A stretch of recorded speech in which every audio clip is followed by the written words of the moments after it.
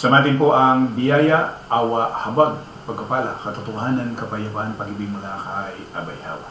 Isang magandang araw po sa bawat isa.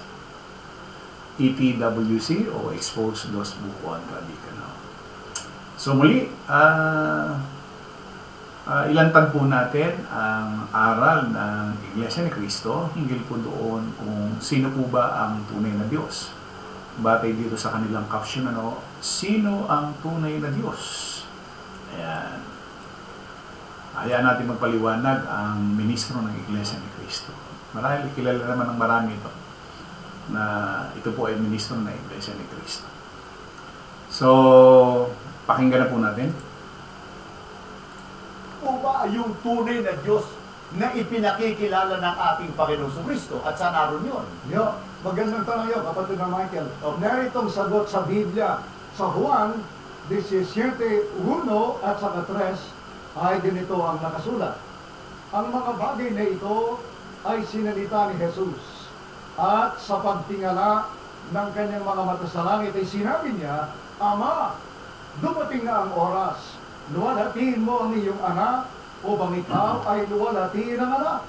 At ito ang buhay na walang hanggan, na ikaw ay makilala nila na iisang Diyos na tunay. Pansinin natin, kapatid na Michael, ang nagsasalita rito ay ang ating Panginoon Kristo at siya'y tumingala sa langit. Hindi. Putuloyin ko muna ako sandali. So, hindi nila itinuloy at ang sinasabi nga nila, tumingala ang wika sa langit. Sa Iglesia ni Cristo, ang pagkilala nila doon sa Diyos nila, nasa langit lang. Oo. Wala sa lahat ng dako. Ibig sabihin, iisa pala ang paniniwala ni Soriano at saka ng Iglesia ni Cristo. Kasi, idinadramatize nila na tumingala sa langit. Ibig sabihin, nasa langit lamang ho yung Diyos nila o yung Ama nila. Nasa langit lang. Oo. O di katulad din ng ADD. Parehas lang pala naman ang doktrina sila Pero mortal silang magkaaway. So, tuloy natin. Yumuko at tinignan ng kanyang sarili. Tumingala sa langit. Sino kausap niya? Hindi ang sarili niya. Kundi yung Ama. Kaya sabi niya, Ama, dumating na ang oras. At nung siya po ay nakatingala at ang salita niya inia-address sa Ama, ano kanyang ipinahayag po patungkol sa Ama? At sabi niya, ikaw ay makilala nila na iisang Diyos na tunay. So makatid, yung itinurong yun ni Kristo na ang sabi niya sa mga apostol, aking Diyos, inyong Diyos, itinuro na kamunaya. Sino po? So maliwanag maliwanag yung pagkakasabi nila doon sa kanilang argumento, doon sa kanilang haka-haka, palapalagay, opinyon, Di ba kayo nagtaka na bakit hindi nila itinuloy? Ito, babasahin ko At ito ang buhay na walang hanggan, na ikaw ay makilala nila na Diyos na tunay. So pinuputol na nila yan. Magpapaliwanag na sila ng kanilang paliwanag, at di umano ay tumingala ang wika. Yan.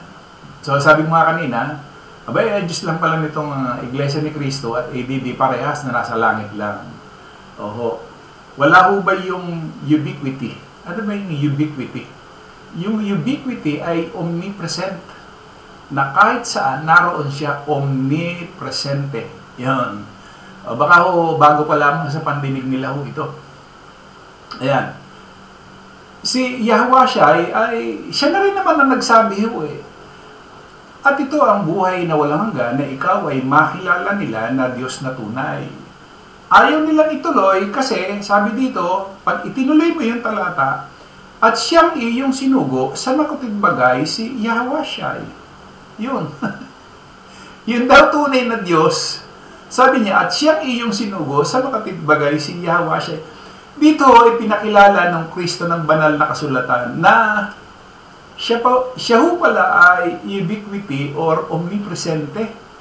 Bakit to?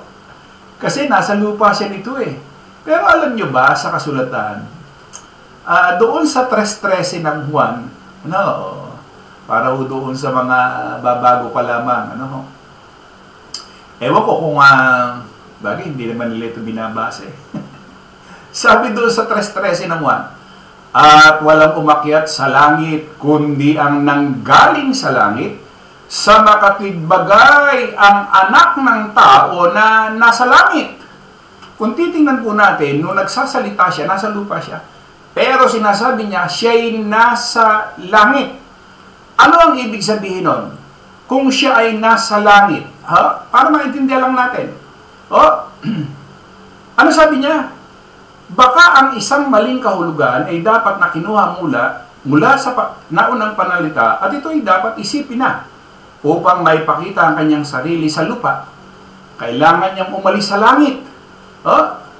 Binibigyang karapat dapat ito ng ating pinagpalang si Yahushua sa pamamagitan ng pagdaragdag ang anak ng tao na nasa langit na itinuturo sa pamamagitan nito ang ubiquity o omnipresence ng kanyang kalikasan. Isang karakter na mahalagang pag-aari ng Diyos sapagkat walang nilalang ang maaring umiral sa mas maraming lugar kaysa sa isa, kundi siya na pumupuno sa langit at lupa. Marami ang matatauhan dito. Yung bibigyan ng pangunawa. Pero kung ikaw ay binulag na at ginawa ka ng manhid, bulag, bingi, ni Abayawa, hindi mo na makikita itong aral na ito. Na si Kristo pala, o yung Kristong nasa banal na kasulatan, ay omnipresent o ubiquity na tinatawag. Kahit nasaang dako siya. Siya na rin nagsabi, kung saan merong 2 o 3 na nagkakatipon sa kanyang pangalan, siya ay naroon sa kanilang kalagitnaan. Yan po, lobin po ni Abayawa na magbukas siya ng pangunawa. At maunawaan ito pong ating tinalakay. Muli, maraming salamat, EPWC. Sa magandang araw po sa bawat isa.